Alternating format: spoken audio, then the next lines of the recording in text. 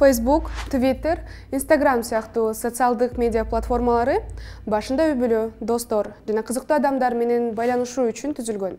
Бирок баарыбыз билгендей эле азыркы учурда алар көптөгөн адамдардын манипуляциялоо куралына айланды. Ага ылайык жалпысынан экстремалдык мүнөздөгү жалган жана терс маалыматтар көбүрөөк кызыктыргандыктан мындай посттор тез жана кеңири жайылат. Биз баштан-баштада баракчаларында саясий посттор окшош болгон жүздөгөн аккаунттарды көрдүк. Жана ошол эле аккаунттар бири-биринин постторунун астында активдүү комментарий жазуу менен элдик колдоонун көрүнүшүн жаратып жатышты. Мындай аккаунттар күнүнө 50 посттон жарыялаганын байкап жатабыз. Жана бул сан кадимки адам бөлүшкөндүктөн алда канча көп. Алардын партиясы менен Кыргызстан жаркын келечекке келерин жазып жаткан аккаунттар былтыр эле башка партиянын артынан чуркап жатышкан. Фейктер маселеси Кыргызстанда гана курч эмес. Көрсө, бул ыкманы колдонгондор бир гана биздин саясатчылар эмес экен. Башка өлкөлөрдө фейктер менен абалы кандай? Бул суроону Казакстандагы жана Орусиядагы кесиптештерибизге берип көрдүк. Добрый день, Денис. Меня зовут Эрлан, и это моя коллега Айгерим. Здравствуйте. Мы журналисты Баштан-Башта и хотели задать вам несколько вопросов. Денис, могли бы рассказать, как обстоят дела с фейковыми аккаунтами в России? У нас есть правительство, прям создавало, это фактически открыто. Есть такие ботофермы настоящие, куда принимают работать обычных людей, чаще всего это студенты, которые сидят и целыми днями пишут комментарии, защищая правительство, создают фейковые аккаунты. Это все начало массово появляться в 2012 году, когда у нас были мощные протесты, тогда первые протесты против фальсификации выборов 2011-2012 год, и вот тогда как раз Кремль задумался о том, что надо работать в интернете усиленно, потому что они поняли, что они проигрывают интернет. Как раз к 2011 году выросло в России вот это поколение интернета, которое уже не смотрит телевизор, вот, и черпает информацию только из интернета. И они вот вышли на протест новые люди фактически. И Кремль начал перехватывать повестку, создавая вот этих ботов, то есть, которые занимаются как раз в первую очередь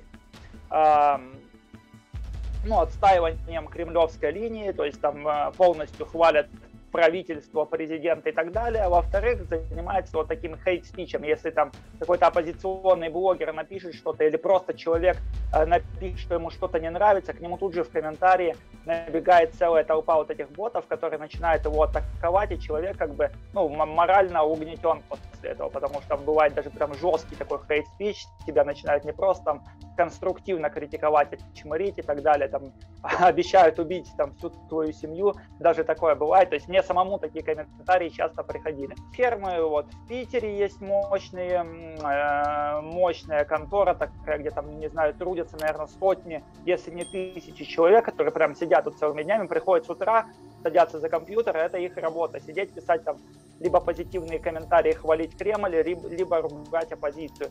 Вот, и таких контор очень много, и было у нас очень много откровений, даже тех людей, которые там работали, допустим, какие-нибудь студенты, работали и потом уходили оттуда, и вот как бы раскрывали всю эту суть всех этих ботоферм. Такие ботофермы миниатюрные есть у нас в каждом регионе, то есть в каждом регионе России, там в Красноярском крае, допустим, правительство Красноярского края выделяет деньги на свою небольшую ботоферму, которая будет хвалить местных региональных чиновников и также там ругать каких-то местных недовольных людей. Скажите, пожалуйста, какая часть населения России верит фейковым новостям? Конечно, верят многие, особенно эти же новости быстро, фейковые, разлетаются там и по WhatsApp, и так далее, по различным чатам, и простые вот такие обыватели, как бы граждане, там, не знаю, мамочки с детьми или бабушки, которые сейчас также пользуются интернетом, они многие верят этому, конечно, верят, вот. Поэтому все-таки ботофермы, можно сказать, что работают не впустую. Да даже какая-то часть молодежи может верить в это, такая вот, которая там, не знаю, не интересуется ничем, она верит вот в эти фейки также. То есть, поэтому они работают, можно сказать, не впустую. Но думающие люди, опять же говорю, процентов там 30 населения, они понимают, что это фейк, они отмечают там в своих сетях, что это фейк, и они отмечают, что это боты, и банят их. Денис, а как выглядят фейковые аккаунты в России? Они чаще всего создают это как реального человека, то есть либо скачивают, просто воруют где-то фотографии, не знаю, с сайтов знакомств, допустим, воруют фотографии и создают якобы там на Фейсбуке там, или ВКонтакте страницу как будто реального человека, который к тебе добавляется, который с тобой может общаться в комментариях и так далее. Ты будешь думать, что это настоящий живой человек, Это еще было во времена живого журнала, то есть как раз в 2012 году, когда создавались эти фермы, они заводили страницы в живом журнале, они делали реально живые репортажи, какие-то там фотографии выкладывались. Я просто помню, ты добавляешь человека в друзья, ты думаешь, что это прям живой, настоящий человек, ты с ним можешь общаться, а потом оказывается, что это бот, потому что через какое-то время у него там начинается такая прям топорная кремлевская пропаганда, прям вот то, что льется по телевизору, и ты понимаешь, что это был фейковый аккаунт, что это был бот. До свидания, Денис. Спасибо большое, что помогли нам и ответили на наши вопросы. Всего хорошего. Спасибо вам. Хорошо, Спасибо если большое, что, звоните, пообщаемся. Да, всегда звоните.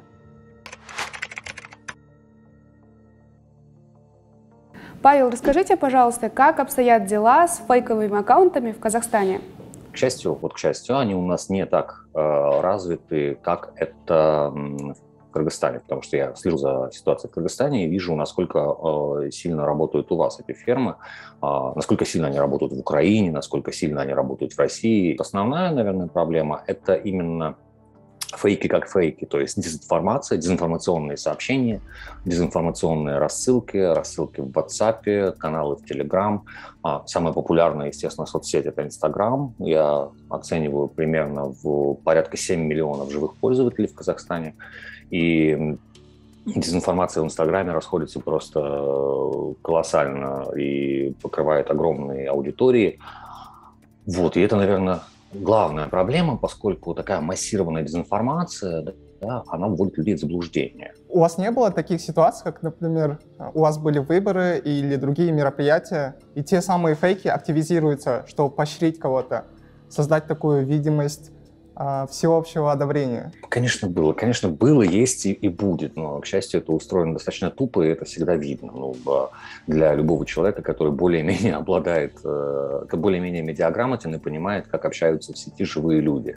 И когда ты видишь, что, там, не знаю, человек, который сидит там за пачкой ботов, забыл переключиться с одного на другое, и, там, скажем, от бота женщины условно пишет мужской комментарий и наоборот. То есть это все заметно, это все смешно. Но, естественно, оформление массы аккаунтов тоже занимает время, поэтому оформлены они тяп-ляп. Чаще всего это ворованные фотографии из Якутии, либо из Кыргызстана, кстати. Наши ботоводы воруют фотографии кыргызских парней и девушек и ставят их на аккаунты, значит, и делают, что это якобы там человек из Шымкента или человек, там, не знаю, из Кызылорды. Павел, как вы оцениваете уровень медиаграмотности казахстанцев? Насколько они могут довольно быстро понять, что это фейк, и не верить этой информации? К сожалению, низко. Вынужден констатировать, что средний уровень медиаграмотности, цифровой грамотности в Казахстане очень низок. Тому есть прямейшие подтверждения. Если мы посмотрим просто на статистику киберпреступлений за последние 5 лет, и на статистику кибермошенничеств успешных за последние 5 лет, мы увидим, что как число преступлений, так и суммы, на которые казахстанцев кинули, выросли в несколько раз. Мошенничество и кибермошенничество занимают, по-моему, треть от всех преступлений, совершаемых в Казахстане в 2020 году. Көріп тұрғаныңыздай, фейктердің ең башқы құралы сіздің ішеншіліктігіңіз. Сыной жүгіртуіні жоғырлату аябай маанилүү екендігин сізге айтудан тажабайбыз. Грузияның жарандык коому бул көйгөй менен абдан тынчсыздагандыктан Facebook үчүн кеңейтүүнү түзүшкөн. Мында колдонуучулар аккаунттун аныктыгын дароо көрөт. Фейк аккаунттар кызгылт сары желек менен белгиленет. Биз чогулуп жаткан фейктер базасындагы кеңейтүүгө киргизгибиз келет. Эгер сиз бизге саясатташтырылган фейктердин профилдерин жөнөтүп жардам берсеңиз, биз аябай ыраазы болобуз. Фейктерди өз алдынча тааный алсаңыз сонун. Бирок биздин ишенчек досторубузду жана туугандарыбызды кантип коргой алабыз? Эгерде араңарда ушул жагынан бизге жардам бере ала турган кайдыгер программисттер болсо, биздин электрондук почтага жазсаңыз болот. Же араңарда мурда тролль фермада иштеп, азыр ак тарапка өтүүнү калгандар болсо, сиз менен кызматташууга кубанычта болобуз. Барыңарга көрүшкөнчө. Эгер биздин каналга жазыла элек болсоңор, жазылып койгула.